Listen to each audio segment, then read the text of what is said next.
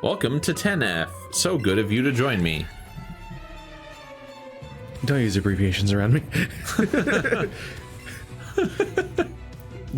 Saying shit like this is why you're guarding the back room. So everyone stick your shit.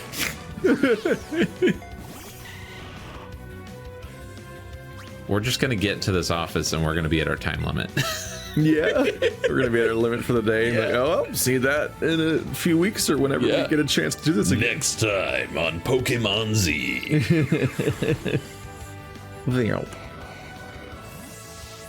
I swear to God, Gary, stop painting faces on my Pokeballs.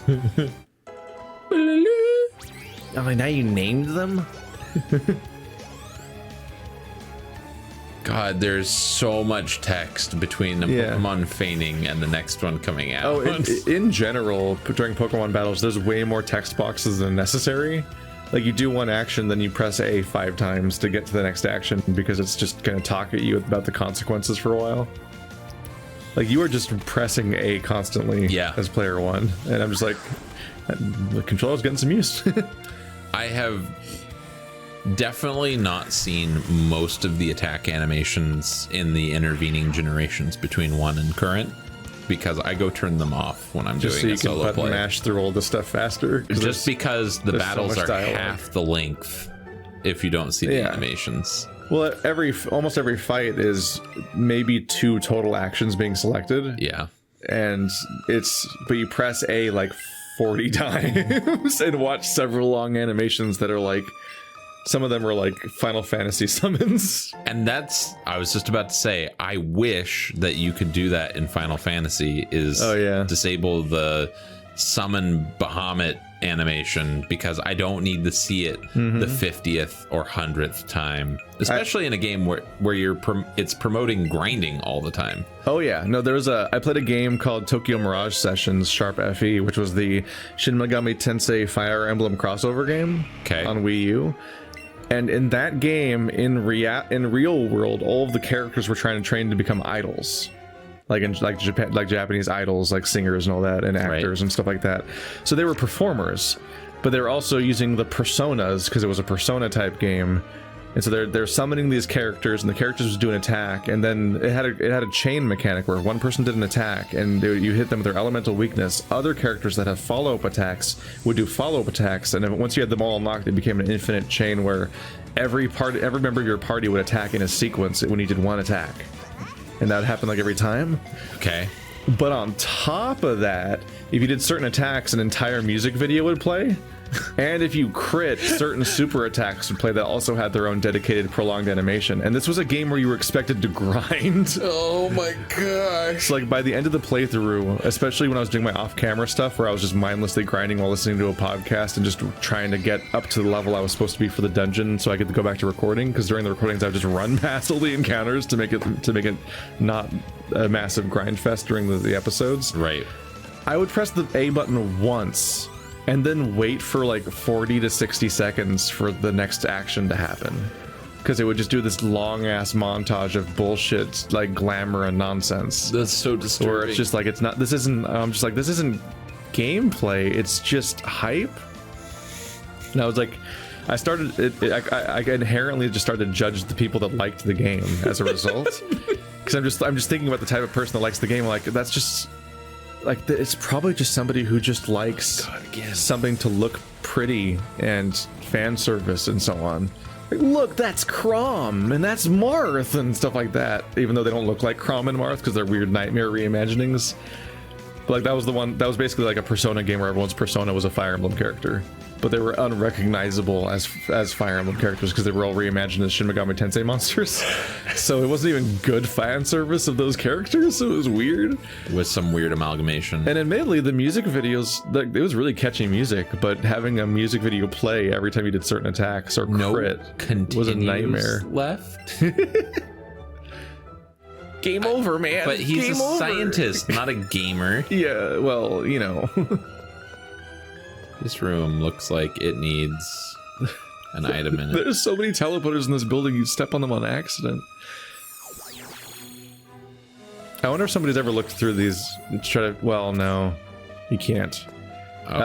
You're a battle, aren't you? I was gonna say how it'd be interesting if somebody looked through all the teleporters to find out what their logistical purpose was. Like each one was like, oh, that helps this office connect to this office for this purpose, but these are all incomprehensible generic rooms. Yep. Oh, that would have been some interesting world building.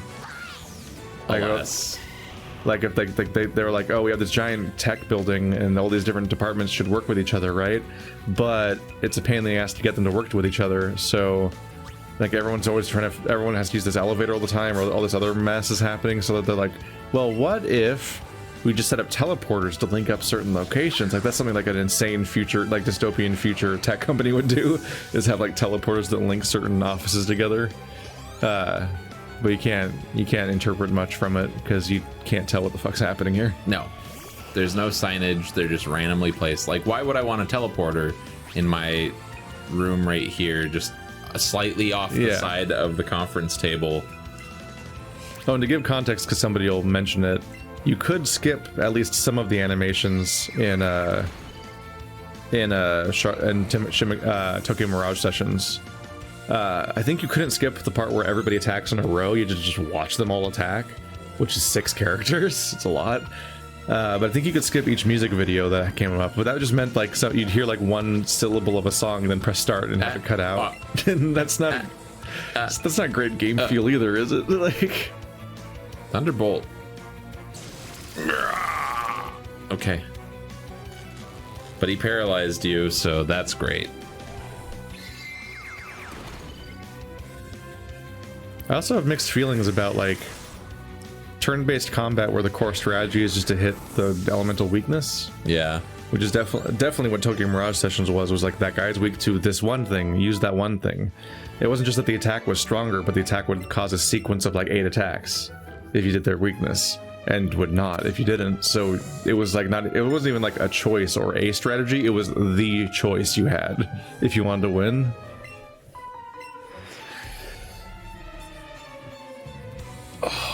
I have a certain... What was that game called? Tokyo Mirage Sessions? Yeah, it was a Wii U exclusive. So interesting. It's somewhat doomed to be forgotten. But for a while, it was like an anticipated crossover event because it was, you know, Fire Emblem and Shin Megami Tensei, which is the thing that Persona spinned off of. Right. And it was a weird outcome. Really, is Persona still a PlayStation exclusive at this point? Yeah. Okay. Yeah, Persona 5 is only on PS3 and 4, I think. Even though Joker's now in Smash. Video game companies are strange. Yeah. It's like how there's also no... There might be a Street Fighter, but there's no... There is a Bayonetta, but there's no Metal Gear on Switch, I think. I don't think there was even Metal Gear on Wii U, but, you know, Snake. They could probably release Phantom Pain on Switch. Yeah. Or whatever it's called. Yeah, I'd be curious about the capabilities. That's a big scale game. It is. And I'm completely in the dark on the Switch's capabilities half the time.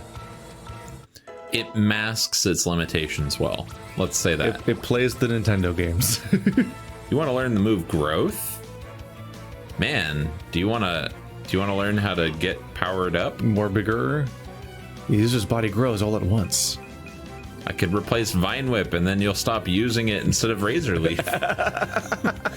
Is there any reason to use Vine Whip ever? No.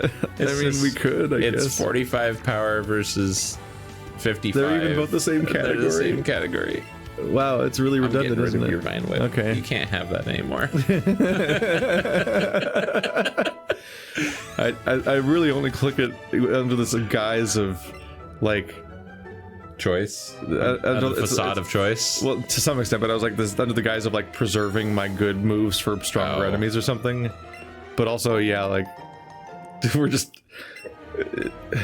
Yeah, I have mixed feelings about JRPGs with the structure of, like, this is the correct move to do. This is the one... A star piece, huh? Thing that works. Are we in a Mario RPG game? Yeah. Are you ready to play Sokoban? Let's push some boxes. 5 great balls. Yeah. A bushel of great balls. This is quite the room of stuff. For me, though, like, like TMS was like a double dose of like two things I don't like to see, which is one, areas where you have to grind in order to be the correct level to do a fight, because if you're like 5 levels too low, you get like one shot, and if you're 5 levels too high, there's no challenge at all. Like, you know, that kind of grinding game where it's like you have to somehow magically know the right number to get the intended game experience. Right. Which at that point, if it's mandatory, why is leveling even a concept at that point? Because the active leveling is not fun, and being the wrong level isn't fun. Help me, please. But then that man next to me is such a coward.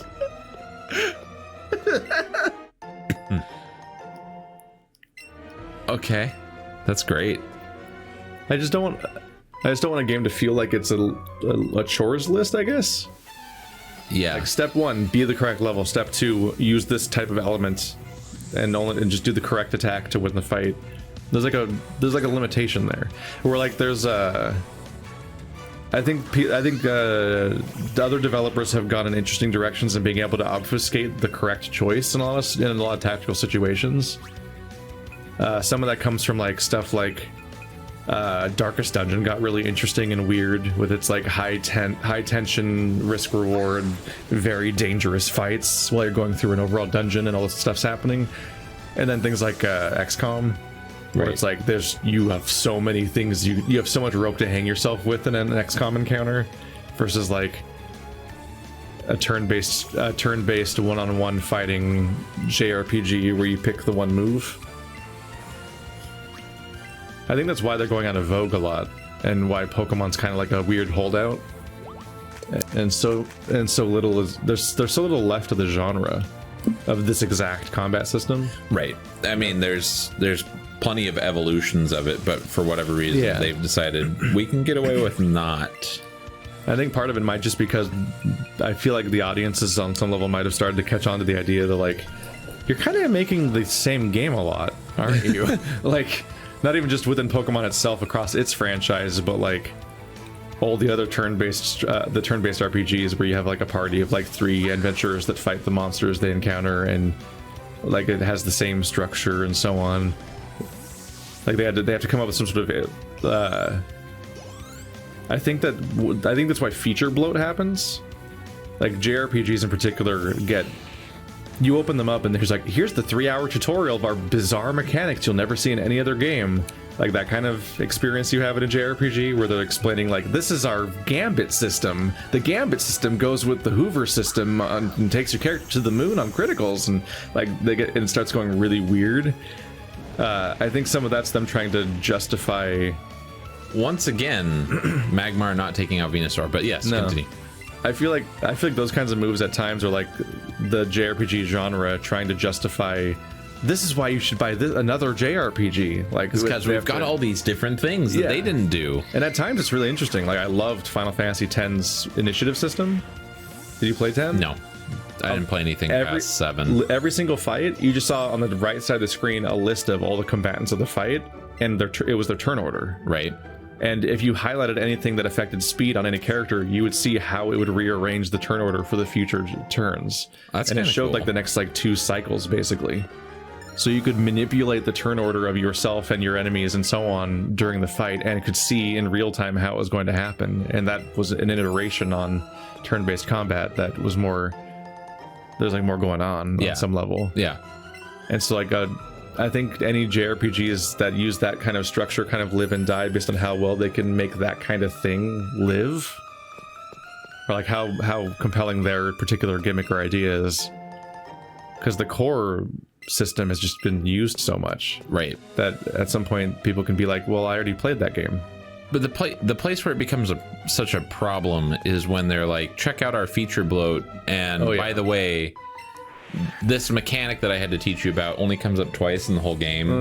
And you're like, that's great. And you're like, by the way, we have 40 of those. No, I had that experience with I kept hearing about Star Ocean as a franchise. Okay. And it sounded neat. And I wanted to try one, so I tried Star Ocean The Last Hope, which I think was like Star Ocean 4 or something. Right. Last generation console game. The moment you launch the game, it's like, would you like to play the tutorial? And it's like it took me an hour It was just your character would spawn in a floating arena like Smash Brothers, basically. Okay. Except 3D, and it would explain a really complicated system about like flanking or initiative or some other weird stuff. And like incredibly detailed, complicated explanations of like 30 mechanics. It felt like it just kept you just navigated a menu one by one. You clicked on the next one, it explained the mechanic, dropped you an arena, and made you demonstrate you understood that mechanic over and over again. Okay. Before seeing a hint of story content or what the world was like or any sort of thing to make you want to keep playing, it was like an hour of homework. And then I finally was like, oh, I'm exhausted. Fine, let's launch this game. Once I get into an actual battle and start realizing what it was like, I'm like, I basically just hit X a lot. Like, it's basically just another button mashing JRPG, like action RPG game. One of those ones where you just kind of run around as an avatar like Kingdom Hearts and just beat on dudes. Yeah. And I'm like, that was an unnecessary front loading of over detailed information that I mostly don't need to know. But it speaks to that thing, which is that like it sometimes feels like a panic with JRPGs when I play them, where like they just like, no, here's all of our systems. Come on, check out our systems. It's like, you'll love us. And it's like, but a lot of that stuff, the feature bloat and like arms race of mechanics sometimes feel like that mostly just makes the games more impenetrable and alienating. Like, I look at a game called Resonance of Fate that's like a turn-based strategy game where it's like you're moving around during battles physically, but turn-based. And everyone has guns, and it's supposed to have a bunch of crazy systems that are really hard for players to understand, and your entire experience with that game will live or die based on whether you could figure out what those are. And so I'm always like, what was it called? Resonance of Fate. Resonance of Fate. It's one of those really hard to remember names because you're like, yeah, excuse me? It's generics of generic? I think it was called, might have been called Time of Eternity or something like that, and it had two names to make it more confusing. It had an EU name and a Japanese name and a United States name, where they changed the name when they relocalized it to another gibberish name. Where you're like, aha! Help me, I'm a self-employed. By the way, I'm going to fight you. And I'm so mixed when I see stuff like that, because on one hand I'm like, that could be really compelling and interesting and different, or it could be one of those times like Star Ocean where I'm like, oh, this wasn't worth it. This wasn't worth it. But kudos for Pokemon for not getting stupid names. At least there's that. I got kudos, because, oh boy, like the Kingdom Hearts, like every Kingdom Hearts game that's not called 1, 2, or 3, like those titles. Right. Dream Drop Distance, 382 over 5 days. Kingdom Hearts RE: Chain of Memories. Recoded or something, like I'm like, what are you doing? Stop it! What are you doing? This is fine. Don't worry about it. That's how they express themselves. Let them express themselves the way they want to, Keith. They got stuff like the Guided Fate Paradox, which is a game I own. The Guided Fate Paradox. Yeah. How did you know I was really from Team Rocket? Well, I don't know, because you challenged me to a fight. Because everyone here is from Team Rocket. That fights us. I don't know.Maybe every other scientist has already also fought us. I had this moment of like, I've seen too much when I saw a game called like it's like the Wibbly Wobbly Ultimatum or whatever. I don't remember the full title, but I saw that and I was like, that sounds like the Guided Fate Paradox. And I'm like, it was the sequel to the Guided Fate Paradox. I'm like, no. I'm seeing past the code. I can see the bizarre gibberish names, and I can tell which ones are sequels to the other ones, even though they don't use the same name. Oh, good. Self-destruct is one of their products. Great. Great. Great. Great. This is great. Great. Is there anything in here that I actually care about? I mean, I still have to fight those people, but I have to fight this guy too. Boop. Oh my gosh, there's so many battles in this building. Are we out of time yet? I can't tell from here. Yeah, we're 15 minutes from our limit. Oh boy. And there's no end in sight. He looks like a Pokemon. What does that mean? Do you remember what floor the Pokemon Center was on? Because it might have been a good idea for us to know that. For when we run out of moves. I mean, let's go bring up the videos. So yeah, our own video. Just scrabble through until we can find that moment with the weird undercover spy.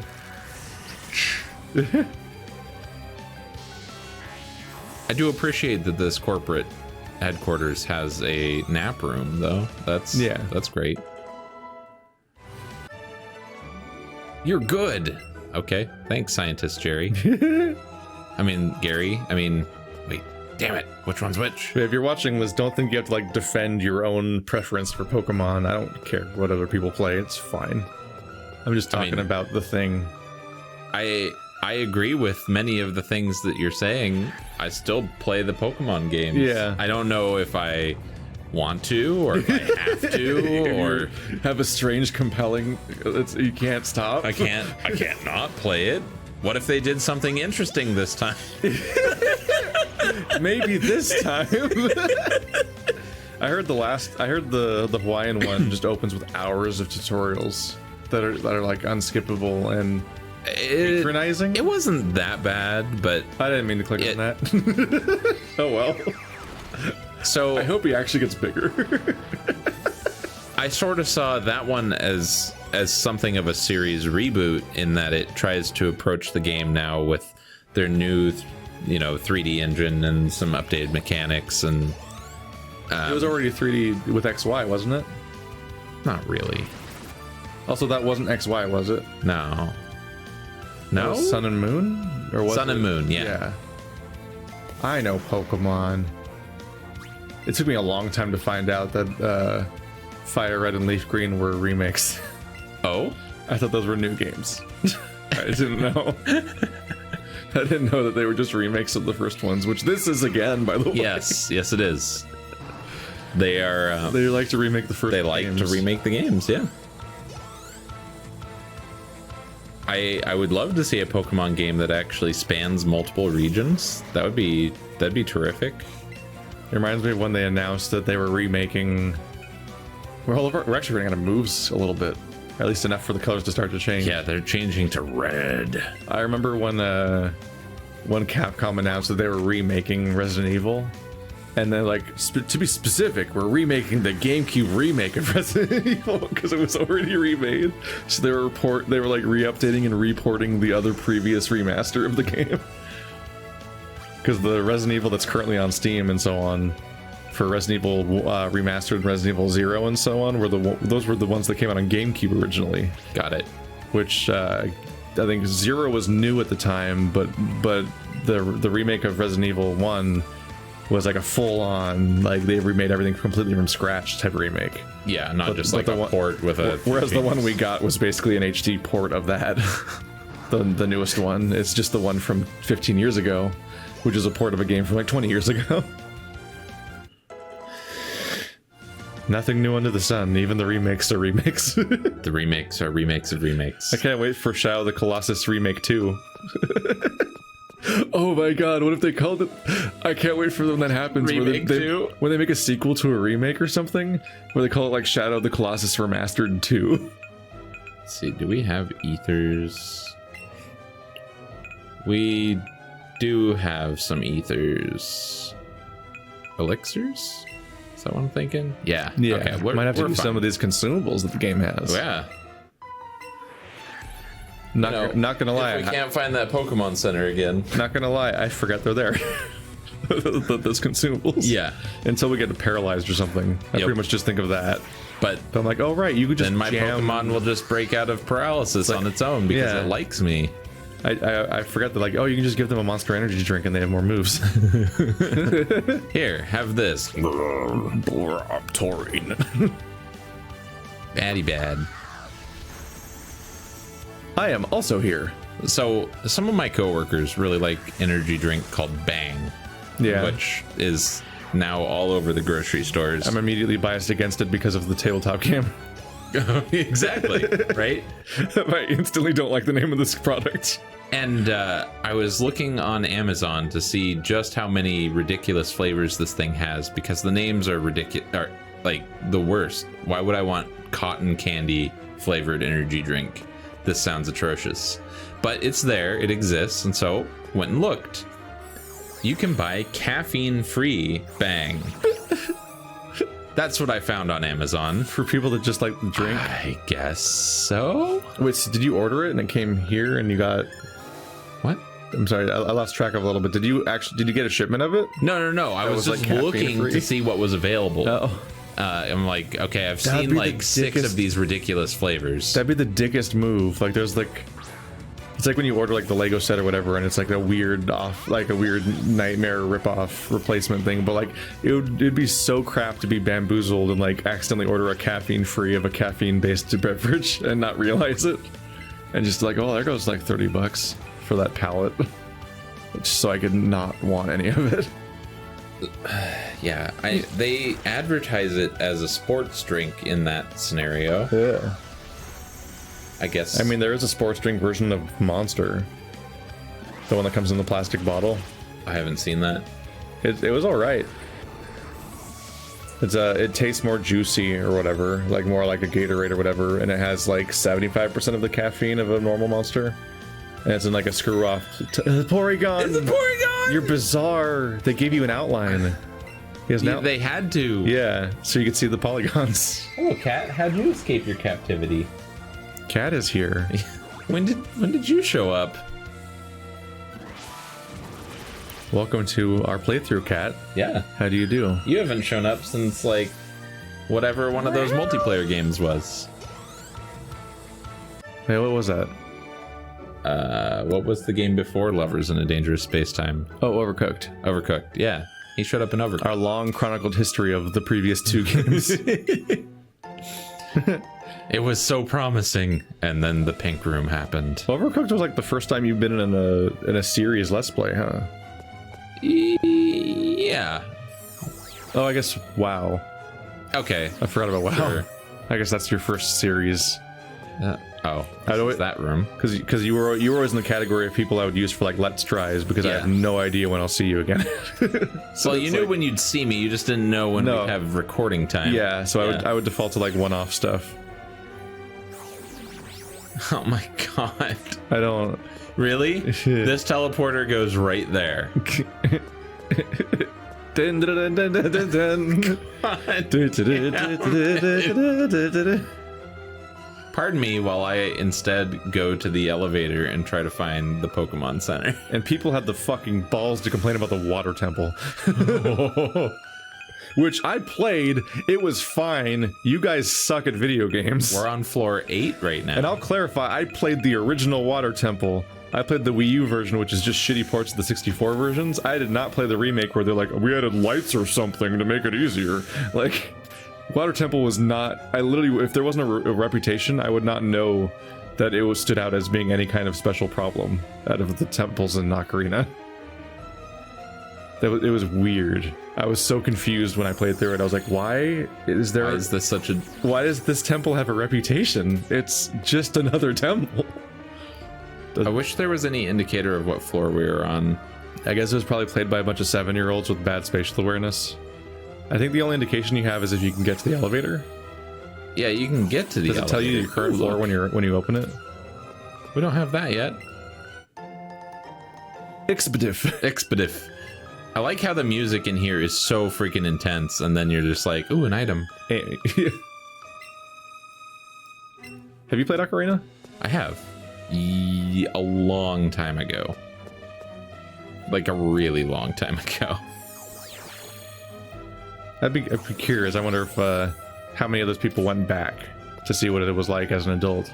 So I imagine like a lot of that reputation comes from a bunch of 7-year-olds with bad spatial awareness. Probably. And navigation skills. Probably true. Okay, so this is floor 5.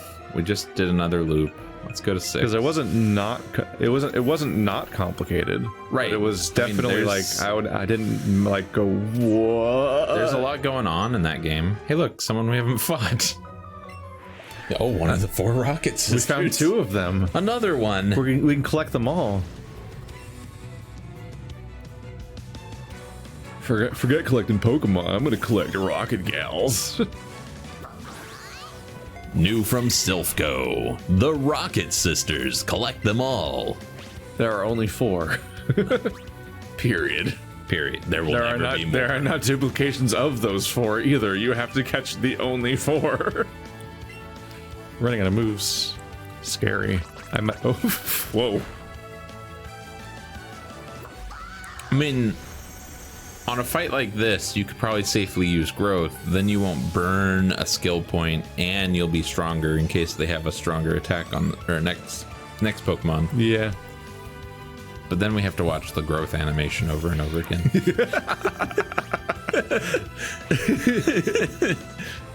You know, you're dealing with just the pinnacle of game design when you're considering those kinds of things in your strategy.